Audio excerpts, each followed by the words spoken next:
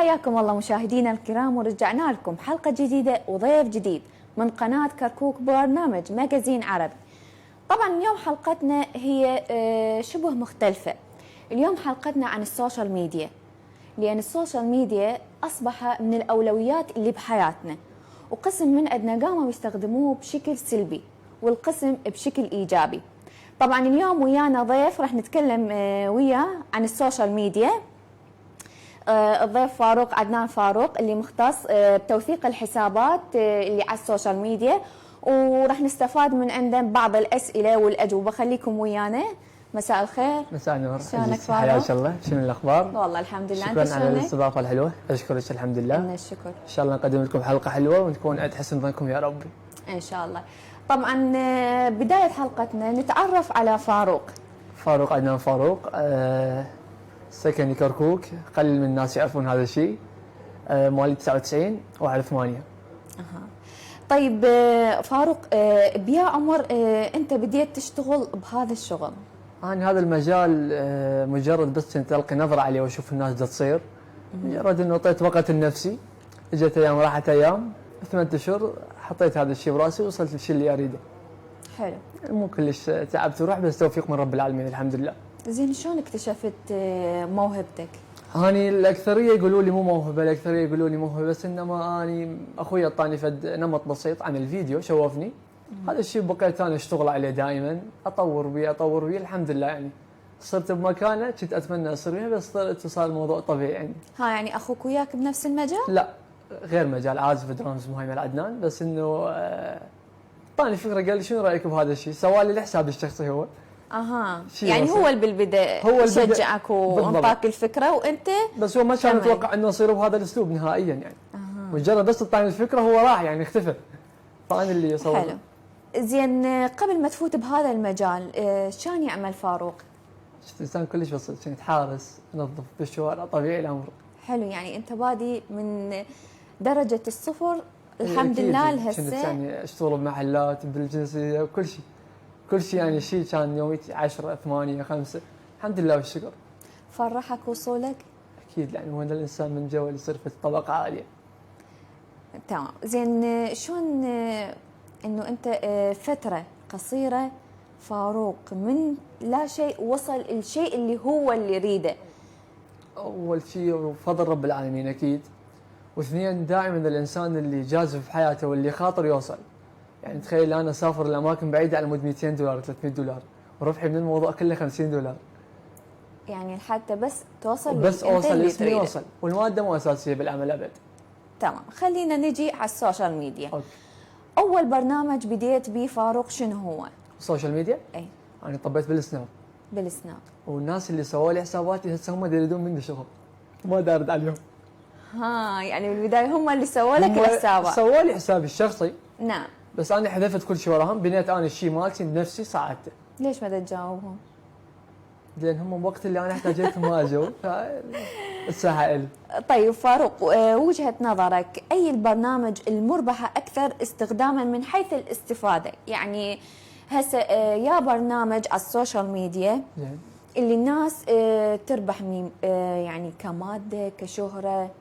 انا كوجهه نظري اللي انا اشتغل بيهم الاكثر اشوفه الانستغرام باعلانات هواي، والسناب شات كذلك. بس كتيك توك كفيسبوك شيء قديم صار، لان صارت هواي بسلبيات. الناس دائما تستعرض سلبياتها اكثر من شغلاتها الصحيحه. مثل شنو السلبيات؟ يعني وينك مثل رجال عمره 40 50 سنه يتمرقص في التيك توك؟ ترى كل زحمه.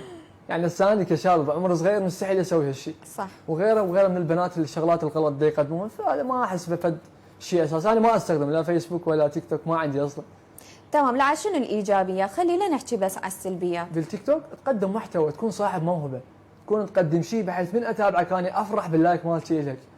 برايك هسه انه واحد حاب خلي يكون عنده اسم يريد يقدم محتوى، بس ما يعرف شنو المحتوى اللي يريد يوصل له ويقدمه، برايك شنو المحتوى اللي يقدر الشخص يقدمه ولكن يقدمه بربح مو بخساره، مو بس انه ها هي ظهر اسمه انه بنيه لولد؟ اكو ميزه بالعراق. خلينا نقول الاثنين. اذا كولد راح يعاني جدا، لان الولد مو ذاك الاسم له، مو مثل بنيه. خلي تيجي بنيه مجرد ما تطق له 3-4 لبسات جريئه بالانستغرام تنزلهم الصور دايركت راح تشتغل عليها الاعلانات والامور تكون طيبه. حلو. زين ليش برايك انه الشغلات، خلينا نقول يعني عفوا للمشاهدين، الشغلات يعني اللي ما بيها معنى دا توصل ودا يعني دا تجمع عدد لايكات ومتابعين اكثر من الشغلات اللي بيها محتوى والها معنى ويمكن المشاهد يستفاد من عندها؟ صحيح. الفكره الاساسيه شنو؟ احنا بالعراق ما عندنا شيء انسان يحب شيء صح، الشكو سلبي يحبه ومنا اقضي عبره يعني من الموضوع، يعني انه هسه مثلا هوايه اكو ناس تكرهتني لسبب اني نجحت. الفكره شنو من العمل؟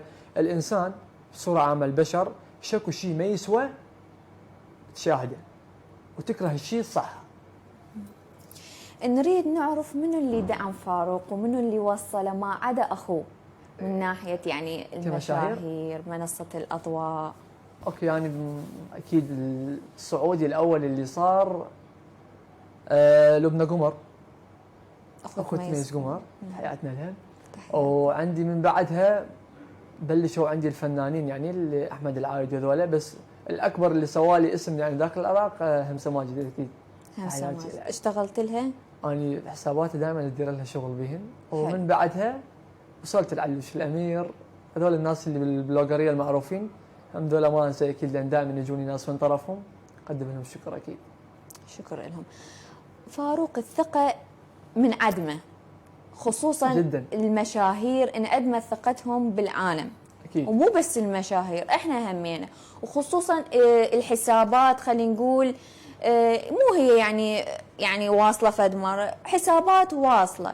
شلون قدرت انت تكسب ثقه العالم بيك؟ شلون قدرت تخليهم يثقون بيك وينطوك ينطوك حساباتهم؟ لا موضوع طبيعي هذا الثقه الحمد لله والشكر. اي انسان يقعد وياه 5 دقائق اضمن كل حساباته احطني يمني واروح. موضوع كلش بسيط. السبب انه اكو شيء عنده انسان اسم، عنده طريقه كلامه، من تقعدين وياه ترتاحي له، فهوايه امور. وبعيدا اذا عن التليفون فاني عندي اسم، والاسم هوايه مبني على مشاهير هم متحملين المسؤوليه فيطول ما يخافون. الموضوع طبيعي جدا، يعني انا اخذ الحساب مجرد كم شغله كم امور حلوه نسلم الحساب خلاص. زين فاروق، همين واجهت ابتزاز من ناحيه شغلك، وشلون قدرت تجتاز او تتعامل مع الاشخاص المبتزين؟ هو اذا كان انتقاد شخص انا لحد الان جاري. اي فانا واجهه من النوع اللي ما ارد يعني ابد. يعني وين وصلت المرحله بالابتزاز ضد فاروق؟ اني يعني البارح ناشرين صوره عفوا يا صوره اسم والدتي ووالدي وعنواني وهاي الامور، قلت لهم اوكي اذا عندكم دلال تعالوا ما دمتم تدلون بيتي. صح، انا هم شفتها. خلاص. لا وانا واقع انا يعني ما اريد اذكر اسامي اللي دخلت الموضوع، بس لو اذكرهم اسامي قويه. يعني ما اريد اقول بفلان فلان فلان، لا تحياتي الناس اللي وياي، بس الشغله الاساسيه انا ما اهتم لهالامور كائن من يكن. قبل كنت تهتم؟ بالبدايه تاذيت صراحه، بس شيء قديم صار هذا. الاذى له روحه مو الي، انا انسان صاحب هدف ما بقى وراي مستحيل. حلو. زين فاروق، واجهتك حاله ابتزاز. يعني طبعا ابتزاز الكتروني، جت ابني يمك او ولد يمك انه هو مبتزي الكترونيا، شلون تقدر تتعامل ويا هاي الحاله وشلون تحل مشكله هاي الحاله؟ هي نقطتين لا غيرهم. اذا كان الحساب مثلا الموضوع استوى صاير نقول مثلا صاحبين الحساب ودي يهددوها بالحساب، اذا كان طريق الايميل والرقم موجودات نقدر نلحق على شيء منهم، لان ما يتبدلون ذولا بسرعه شويه، يحتاج لهم وقت. فاذا مو ممكن هالشيء على طول يعني انه ما تقدر تتخذ اجراء غير قانوني، تسلمهم رقم الامن الوطني تتصل بهم ويرتبوا لها الاجراء.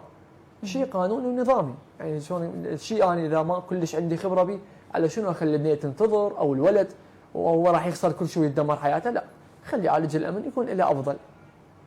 تمام. طيب فاروق، كركوك سجلت 207 حاله ابتزاز الكتروني حلو. خلال شهر الواحد العام 2022 ولغايه شهر الرابع، ولا زالت مستمره بالتسجيل. شنو سبب هذا الشيء؟ ليش دا تكثر عندنا حالات الابتزاز الالكتروني؟ مع العلم انه انت دا تقول اكو امن وطني، اكو انه واحد يقدر يشتكي ويوصل للحل، لأد ما طول اكو حل. ليش لا زالت مستمرة حالات التسجيل بالابتزاز الإلكتروني؟ شوف، الشغله الاساسيه هي اكثر شخص اللي هو يكون بالابتزاز البنيه. اول شغله يعني اقول معلومه لكل المشاهدين، لا تخلون صوركم يعني كلش اللي جريئه تكون بالحسابات. اكو شيء اسمه ملفات خاصه، اكو شيء اسمه برامج، فهنا الناس تعرف تشوف هذا الانسان صاحب فلوس، صاحب وجه قوي. شلون انا راح استغل هذا الموضوع؟ من اجي ابتزه اعرف راح استغله، اعرف هذا راح يعطيني ماده هواي. والسبب لهذا انه الناس هواي تتفيك، تنشر سيارات وبيوت وسفر، فالناس يقول هذا الشاب ما عندي، خل استغل فلان شخص بهاي النقطه. فهو يعني هواي اكو نقاط، لانه الفخامه كلش يعني مؤذيه، فاكو ناس نفوسها ضعيفه. ممكن تسوي لي سكرين لك انت شخصيا وتدز اياها بالواتساب، انشرك هسه بموقع مو صحيح، ايش راح يصير بيك؟ مجرد مسج هو، بس من يصير جد تشوفين شيء ثاني. صح. زين فاروق، هل انت اكتفيت بهذا عملك ام بعدك ما مكتفي ودا تحاول تطور من عنده اكثر واكثر؟ هاي بدايه عمل بعدها. بدايه عمل. الشيء القوي بالطريق. عجبتني ثقة بالنفس. وين حاب توصل؟ ممكن نعبر الغيوم، ليش لا؟ شلون؟ ماكو شيء صعب، بس لها 3 اشهر. انت اختصاصك بالسوشيال ميديا. اي هو بالسوشيال ميديا نفسها. اني شنو هي الافكار اللي هسه انت حاب توصلها الجديدة او تقدمها للجمهور؟ انا يوم اكتشف شيء جديد بس ما نزله اذا ما اتاكد منه. شغله اساسيه، خلي الايام تكشف، والستوريات اللي جايه راح تعرف شنو الشغلات اللي مطلوبه لهم، تكون افضل يعني. زين فاروق، انت وصلت مرحله انه تنسحب من هذا المجال؟ من يكون اللي شوي يعني سلبيات ناس من تتجاوز عليه، افكر اسحب نفسي. شنو اللي يخليك تستمر؟ لان انا ما عندي هذا الشيء الغلط والكلام كله باطل. زين انت دا تفكر، انت عندك فكره انه انت من دا تلقى هذا الكلام السيء اللي بحقك دا يصير دا تفكر تنسحب؟ افكر بيه ساعه بس، ساعه ما اخلي اتجاوز، ريت بول على طول ورا وانتهى الموضوع. حلو. طيب استاذ فاروق، ما هي منصه التواصل الاجتماعي اللي تفضلها انت شخصيا؟ يعني افضل برنامج؟ افضل برنامج سناب شات. من حيث التامين. سناب شات كلش يعني ما ينسحب اذا مو باراده الشخص. يعني اكثر برنامج هو السناب مؤمن. اكثر شيء يعني كلش ارتاح بالسناب. يعني مثلا طبين المحادثه تعرفين بالسناب، اذا واحد اخذ سكرين راح يبين عندك. صح. اخذ صوره للملف راح يبين عندك. المكالمه اذا التقطت صوره راح تبين عندك. يعني تقدرين مثلا اذا عندك سالفه او موضوع مباشره تلزمين الحبل وتسحبين السالفه مالتك. فهواي امور، بس اكثر منصه حلوه وبها نجاحات ومربحه للناس السناب. كلش حلوه يعني. زين، اسهل برنامج ممكن يتهكر؟ كل البرامج. حتى سناب؟ كل شيء. لا السناب لا، بس بدون السناب البقيه كلهم. يعني نحن شوف بعيدا، انا ما اشتغل بالمجال التهكير ولا احبه لان جدا متعب. بس انا سمعت انه سابقا كنت تشتغل بالتهكير. اوكي، انا اعطيك فكره انه مو اقول لك كخبير وهاي، لا كنت اخذ افكار بس كنت تتهكر. اي سابقا، بس احنا من كنا يعني مثلا تشتغل بهذا المجال. يعني احكي لك مثلا ما كنت بهاي الصوره ولا كنت بهذا المجال 2017 يعني مراهقين. زين ليش كنت تتهكر الحسابات؟ بس ما نهكر حسابات يعني ناس نبتزها وهيك امور. يعني فقط انه تسحب الحساب من يا صديقات، يعني ناس بيني وبيا اضحك عليهم، بس ما كنت بهاي الخبره. يعني كل شيء يدل هم يعطوني، يعني وانا اعرف هواي عليهم معلومات على هذا الشيء تسحب. يعني مو بالسلام، مستحيل، ما طريق مو صحيح ابدا، ما انصح به. اهم شيء انه انت تبت من هذا الطريق. لا سلبي جدا. زين، طيب فاروق، هذا عملك اثر على حياتك الشخصيه؟ جدا. بشنو اثر؟ قلة نوم. بالاسبوع مره اشوف اهلي لو لا. السفر باستمرار، صار فيها فقرات من ورا السفر. يعني اللي سافر هو يصير بفقرات؟ والله من الطياره صار فيها صدقي. يعني ما نسافر بعد ابد. زين استاذ فاروق، دخولك بهذا المجال هل هو كان حاله انسانيه ام فقط لكسب المال والشهره؟ لا اكيد يعني حاله، اكيد انا اساعد الناس اكثر من ما اربح. يعني هسه انا الجد اللي يشوفون الحلقه اللي راح يشوفوها ما بقى شيء، قول لهم ايش قد يشتغلون ما باخذ منهم فلوس. كوما بيجات، كوما اسامي لحد الان اطلبها الساحه طب يقول لهم فلوس يمكم. تعطيني بعافيتك ما تعطيني اوكي مو لازم. ما راح اتعمل 100 دولار ولا 200 دولار ما تسويني كل شيء ترى. كلش عاديه بهالوقت الفقير ما يرضى بيها. تقريبا كم حساب وثقه فاروق؟ انا كتوثيق العام انا بالجديد دخلت بالتوثيقات بس كتطوير وكمشاهدات 3000 4000 اكثر الناس موصلها. حلو. هو رقم قياسي. يعني هسه يعني اقوى الناس بالعراق هسه حاليا كمجال اللي نحكيها بصوره عامه كمجال الناس المصححه والناس الصحيحه كلهم انا مشتغل لهم. اقوى الناس بالوطن العربي هسه نقول بالعامه حتى الخليج، الاردن، مصر مشتغل، الامريكا مشتغل، ماكو مكان ما مشتغل الكل. حلو. مغرور همينه كلش احب غرور الناس تستحقه. من وراء هذا عملك نغرد؟ اكيد. ناس مثلا يشوفوك من انت بالبدايه كنت تدز لهم مسج، المسج مالتك يجاوبونك ورا 3 ايام. هسه هم يدزون مسج ورا شهر اجاوبهم. يعني الدنيا دارت. منو؟ لا هو يوم لك يوم عليك. طيب شنو رأيك بالصفحات الوهمية؟ انه مثل ما نلاحظ انه الصفحات الوهمية صارت اكثر من الصفحات الشخصية، ومن خلال الصفحات الوهمية هم نتعرض للابتزاز، للتعليقات السلبية. هذا اللي يعني خلينا نقول ما عنده شغل عمل قاعد سوى له صفحة بدقيقتين ابتز اللي يريده، كتب تعليق مو حلو ضد هذا الشخص. شنو رأيك بهذا الشيء وشون يعني ممكن انه يعني نريد نوقف هذا الشيء ونريد نحله شلون؟ هي 3 نقاط يعني كالاتي، انه هو اول شغله هذا نفسيته ضعيفه ومريض يعني نفسيا، يعني الله يشافيه ان شاء الله. وشغله ثالثه احنا عندنا نظام شويه كلش مو كلش اداري بهيك امور، يعني عندنا لو عندنا نظام يعني قوات امنيه لو كلش تركز على هالامور ما تصير، ولو عندنا نظام اقوى هاي الشغلات توقف، بس الناس تستغل. يعني ابسط شغله قبل شوي شفت صديقتنا شفت تجي الحساب مالتها الاكونت نزلت صوره حشوا على البيجات ما بيجات هيك امور فانتقدوها بشكل كبير، هجموا عليها الدنيا صار 3 ايام ما نايمه.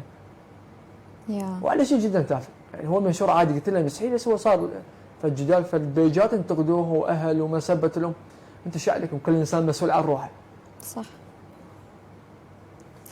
زين برايك التعليقات السلبيه ممكن نوصل لها حل؟ انه يعني مثلا اكو مثلا خلينا نقول ابراج مراقبه انه تمنع هاي التعليقات السلبيه. بالعكس التعليقات نفس الوقت حلوه نفس الوقت مو حلوه. الحلو بيها توصلك للنجاح والحلو بيها تكسر نفسيتك. زين شنو اني بالتعليقات السلبيه دا اوصل للنجاح؟ وين النجاح انه انا دا اعقل؟ اعطيش فكره. الانسان دائما الانسان الناجح عنده هواي ناس تكرهه. صح. ليش؟ مو هو ناجح ما يقدر يصير مثلك، هو جواك فصعب انت تدنج بسباق جوك جدا صعب. فهذا الموضوع يعني انا همينه يعني بعض المرات همينه مني يعلقوا لي تعليقات سلبيه ما اضحك، ما اقدر اجاوب بس اضحك. بين قوسين يعني المفروض يسوون مستشفى المجانين خاصه بالسوشيال ميديا حتى أيوة يحطوا الناس المريضه بهذا المجال. جايك بهذا السؤال. فاروق التكنولوجيا اثرت بشكل كبير على حياتنا. زين جوانب تاثير التكنولوجيا من التاثير السلبي والتاثير الايجابي بالمجتمع. والله على هذا الجيل نجيها بهذه الامور كلها سلبيه. فساد عظيم بيقدمونه الناس. يعني نلاحظ انه حياتنا صارت عباره عن سوشيال ميديا، عن اعلانات، عن شهره، عن خلينا نقول بين قوسين فضائح. موضوع منتهي من يعني انا اريد اول شيء اقول الله يساعد الجيل القديم شلون كانوا عايشين على التلفزيون والابيض والاسود. بس كانوا مرتاحين. شوف حياتنا هسه اكيد الراحه موجوده، يعني هسه انا اتمنى لو كنت في ذاك الجيل. يعني هسه شوف مثلا ابسط شغله الناس بهاي الامور 17 سنه 16 سنه 15 سنه 14 سنه وجوه وعنده تليفون وكل شيء يفتهم ما شاء الله. صح. بس نفس الوقت سلبي. هذا الانترنت ده يقدم له بس سلبيات، من يكبر هذا ايش راح يصير مثلا؟ طيار؟ زين شلون نتعامل ويا هيجي حالات؟ ايش حالات التربيه؟ عزيزتي التربيه اساس الانسان. من انت تجيب طفل مو قبل ذب الايباد بحضنه، شنو الموضوع؟ زين انت فكرت اوكي سكت، هسه من يكبر شلون السكته؟ اذا هو مش على الفساد. اي صح والله، يبكي وما يقبل يسكت، انطوا الموبايل، سلبيات جدا، انطوا اليوتيوب قدامه، وبالنهايه انه صار هذا الطفل ادمان على الموبايل. هم عين وهم اذيه نفس. ابسط شغله ما اروح بعيد، اني هسه اني اخوي الكبير الومه لين انطر اخوي الصغير تليفون، ليش احكي على الغريب؟ اكبر غلط. يعني تزين الشغله الف سالفه يطلع لك تليفون ما اقدر اقوم. اكو انه افلام كرتون هي غير لائقه لسن هذا الطفل موجوده، بس الطفل انه هو يعني بدون وعي يباوع، بس هو بالاخر انه هو دا يتعلم من هذا الشيء ودا تصير عنده خبره، ويمكن امور سلبيه كثيره، سوء حالته بعد اكثر. مو قلت لك شلون ما تفترين الاساس؟ انت بالبيت شنو متربيه، انت برا هيك. اذا تشوفين الانسان برا اعوج يعني بالبيت هم اعوج، بين قوسين اقول لك اياها. فالطفل هذا من يكبر بالبيت، من يطلع برا شو يسوي غلط هذا متعلم من البيت. من يتعلم اذا هو 24 ساعه بالبيت؟ التليفون جدا غلط. يعني انصح العوائل ابتعاد عن ابد لا يوصل التليفون. يا ريت احنا الكبار نبتعد مو بس الاطفال. لا اوكي احنا عندنا وعي، لا تنسين شوي. فاروق، الاماكن اللي اشتغلت بيها، مو بس الاماكن، المحافظات، وين وصلك شغلك لاي محافظه؟ داخل العراق؟ خارج العراق؟ انا بالعراق الحمد لله كل العراق مشتغل له. وحتى بالاخير شيء اشتغلت بالسودان. حلو، وصلت للسودان؟ اي، ومصر وعمان وبيروت ودبي وقطر الكويت امريكا لندن السويد. ايش كنت تشتغل لهم؟ توثيق حسابات؟ تطوير حسابات؟ كلياتهم تطوير، والحمد لله كلهم نجحوا. يعني عندي بعض الحسابات اللي ما جايه تنجح بسببهم هم، لان ما عندهم التزام بالموضوع، هاملين الموضوع. يعني ما احب الانسان المهمل. شلون حضرتك يعني؟ بالسوشيال ميديا كلش مهمل. اي انا ما علي خلق. زين، طيب فاروق، شلون توثق حساب السناب شات؟ يعني لمن ترفع الطلب؟ شلون يعني توثيق السناب بهذا الوقت جدا صعب. قبل كانت الناس توثقه بدون ما نذكر الماديات، افضل يكون توثقه بماده كلش بسيطه. كلش بسيطه يعني بهذا وقتنا جدا بسيطه، بس يكون انت مؤهل، يكون لك مشاهدات شيء معين الشركه تقتنع به، يكون لك مشتركين بالشكل صحيح، تكون تقدم شيء تفيد الناس، مو مجرد عندك مشاهدات وانت ما عندك اي لمسه للمقابل.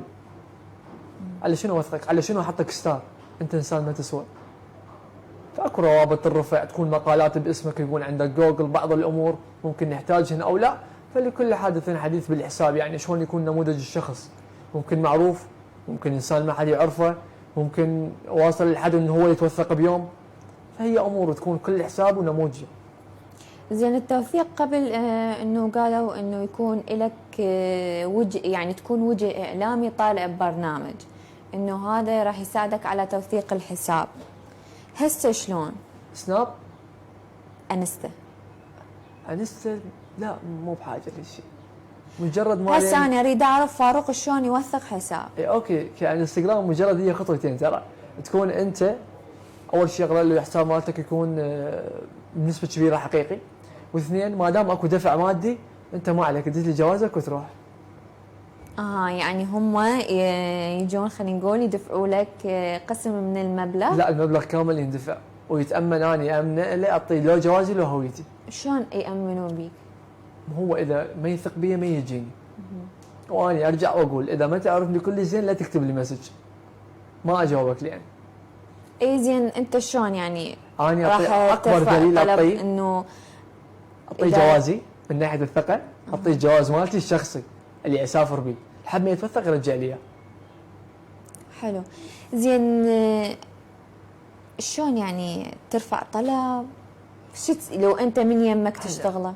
نرتب الموضوع كله من يمنا، مجرد ما عندنا شخص بنفس المكان اللي يشتغلون بهم الشركه، بس نوصل المعلومه والامور راح تنحل. اكو فد شغلات ما يستنى نحكي فيها يعني. خليجي نبذه مختصره. مو خاصه جدا بالعمل، يعني ما نسبب احراجات للشخص المقابل، اكيد يتابعني.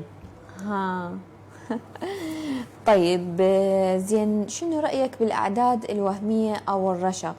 شنو تأثيره على الحساب؟ يعني حلو. هسه إنه خلينا نقول أي واحد طاش نشوف يعني عدد لايكاته مو بمستوى عدد متابعينه، وكله رشق ووهمي.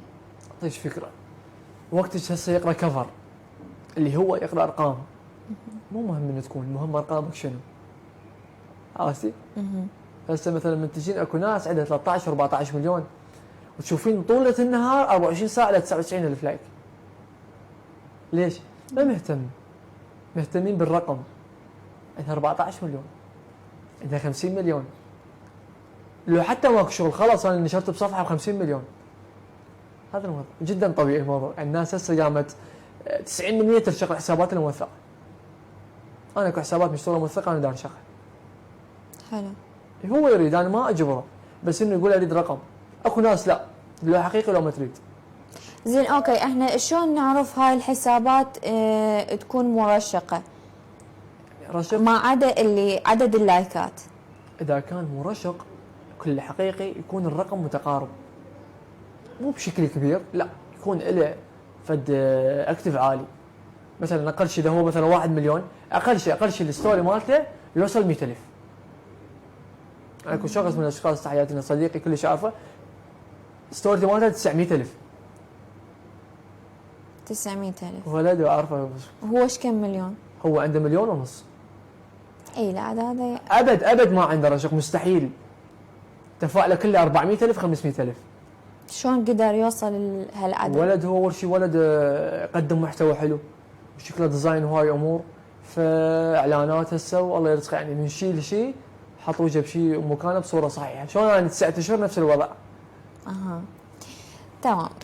زين، توثيق حسابات الانستا يعتمد انه هو على عدد المتابعين اللي عند الشخص، او هو تقديم طلب والقليل من المال، وبالنهايه انه هو موثق حساب. اكو حسابات 2000 موثقين.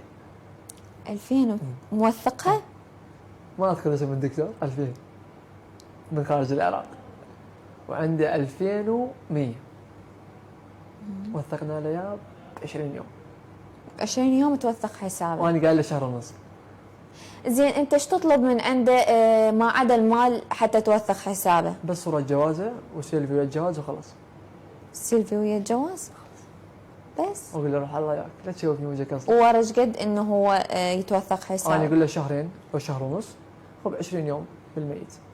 اذا صادفنا مثلا في حال فد اشكال بالحساب او بالشغل، لا نرجع نخبر نقول له اكو هيك موضوع، نستمر لك الموضوع الى نرجع لك الماده. فيكون الرد بعد عنده. انا ما عندي مشكله يعني بالماده ابد، اخليها يمني لحد ما يكمل الموضوع، اقول له اوكي الا اسلم الشخص المقابل. زين، الحسابات بعد ما هي انه تتوثق، زين، هل من الممكن انه تتهكر؟ اذا واحد ذكي كلش وحاط قوره وياه شو ما نقول، ممكن لا يسبب له فد مشاكل. مو تهكير صعب، يعني راح تتامن من الشركه شخصيا، تامين الشركه مو عادي. ممكن صعب جدا، لا ما تتهكر يعني؟ لا ما اعطيها 5% ممكن. حلو. طيب فاروق، طريقة تتأمن بيها الحسابات.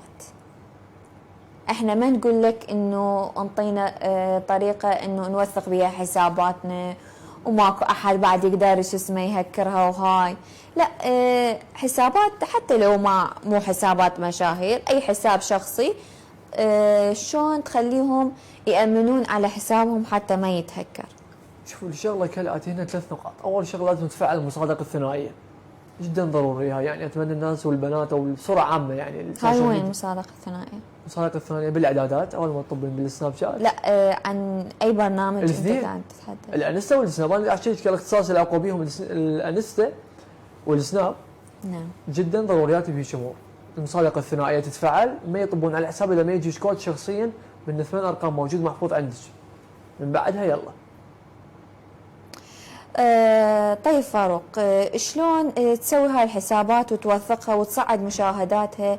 وسمعت انه انت تسوي حسابات توثقها تصعد مشاهداتها، توصلها الى عدد، وبالنهايه تبيعها. اوكي، شوف انا كسناب سابقا كنت بهذا الموضوع جدا، لان افيد بيه بس البيجات، الناس اللي تسترزق، مو مع احترامي يعني المتابعين، وليش مو اعطي الشخص انه يروح يتمرقص او يطلع صديقته، ولا ما ابيع هيك حسابات انا اللي تناسبت، ويا اكثرهم اللي كتبوا لي هيك، لا ابيع للبيجات، اشتغل عليها شهر شهر ونص، ارتبها اسويها ديزاين عملي، حتى بحيث من ابيعها يسترزق الانسان صدق، مو مجرد ماخذ حساب رقم وكل شيء ماكو. يعني بيها شغل شهرين تقريبا، شهر ونص. حلو. يعني انت هواي مستفاد فاروق، عيني عليك بارده. لا طمني سهل، فايده بيها زين للمقابل ليش ما اكثر. تعلمني والله مو احسن؟ منو؟ لا ما تقدرين، لا. هذا شغلك طويل. ها يعني انت خلينا نقول فاروق من يريد يوثق حساب، ايش قد يقعد على هذا، يعني يقعدوا يصفون وهاي على مود يوثق هذا الحساب، ايش كم يوم يطول وياك؟ اكثر شيء اول شيء بس بين ما نحكي الشخص في الساعتين ثلاثة اشياء، احكي له كل التفاصيل، لان هو دافع فلوس مو دافع في شيء عادي، يعني بهالوقت ضروري عندنا جدا هذا الموضوع بالنسبه له، فاخذ منه المعلومات، اوضح له كل نقطه. يعني قلت لك انه انا اقول له شهر ونص، لا شهرين ممكن، 10 ايام 20 يوم ممكن بالزايد. طيب انت مختص بحل مشاكل السناب شات، شنو المشاكل اللي تواجهها السناب شات؟ مثلا انه اذا تضيف مثلا كميات اشخاص هواي كبيره، راح عندك السناب بعد ما يضيف، تصور ما واجهتش هاي المشكله. اي صح، هو يعني هو الرقم القياسي انه 500 متابع او 5000.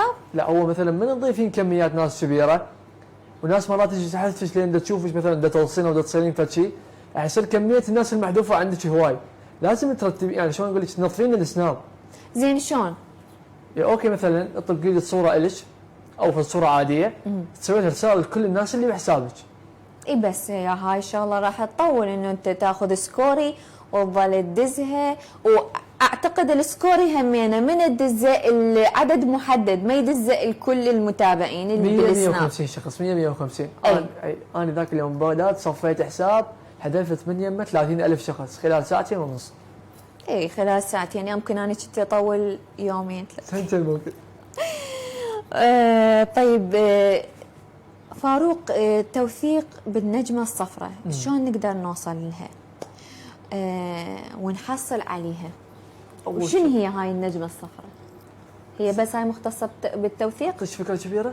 نظم الناس اكيد اكيد، انا اريدك مجرد بس نجمة.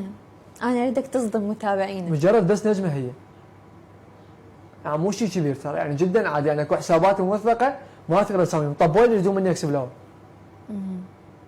يعني شو يسوي لي اكسبلور؟ هو غير يريد مشاهدة، طلبوا مني هذا الموضوع يعني شخصيا هم بحساباتهم طبوا لي. والبارحة مخابريني بالليل، تعال شوف كنت شنو ليش؟ قلت له قال لي اريد اكسبلور. يعني مو موضوع ضروري النجمة، ترى اكو حسابات جدا تشوفيها من ذاك اليوم طلعت حسابك اكسبلور، مو كان اكو بصفك حسابات عندهم نجمة؟ شنو اللي يفرق عنك عنهم؟ زين شلون احصل انه هاي انا مثلا انا حابه هاي النجمه الصفراء، شلون اخليها؟ حابه النجمة، قلت لك اكو لازم يكون عندك اعداد معينة من المشاهدات، اشتراكات، اي عدد ممكن، يعني اقل شيء لازم يعبر 17,000 ثابت لمدة شهرين. يعني اكو بيها فد شروط صعبة، بس قبل كانت بمادة جدا بسيطة، ولحد الان موجودة بمادة بس كلش غالية. حلو. زين انت تعمل على الحسابات، يعني الحسابات اللي اعدادها قليله وتقدر توصلها الى اعدادات مميزه، شلون؟ مجرد مثلا يقول لي مثلا انا صاحب عمل او عندي هذا حسابي ميت. اي شلون انت توصله؟ يعني خلينا نقول مثل 10 مشاهدات يمكن انت دا توصلها 15,000. انا من وصل الساعه قلت جد وصلت. لا هاي سر. انا كحساب بنيه صديقتنا، تحياتي لها، عسل صديقتنا. اي مشغلاتها مو كلش عالي، ب4 ساعات ثاني وثالث يوم، اول 4 ساعات اكسبلور، ثالث يوم 100,000. حلو. منو من النجوم اللي اشتغلت لهم؟ كفن لو تمثيل لو؟ كفن وتمثيل وكل شيء مختص بالفن. انا كمجال شعر مهند العزاوي، يكون شغل بيناتنا. كفنانين محمد الحلفي، تحياتنا. وعندك كفنانات نقول كتمثيل انه جديدات صالات دعاء ما دعاء، او همسه اكيد هم كلش يعني وياهم. وعندي يعني كثار من الناس موجودين كفنانين، يا فنان تحبين انت موجود ورزين نشتغل له. طيب هو وقت الحلقة خلص، بس أنا لازم أسألك هذا السؤال.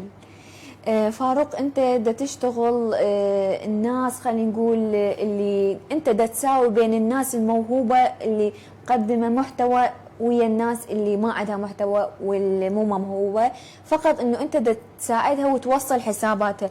انت ما تشوف هذا الشيء غلط انه انت دا تقارن بين الشخص الناجح واللي تعب على نفسه ووصل حسابه المستوى، يعني بعد ما معاناة طويلة وبعد سنين طويلة، وانت بيوم وليلة دا يجي واحد انه يدفع لك مبلغ شغلة مو يمك ترى، دا يدفع لك مبلغ بسيط ودا تساويه من هذا لهذا.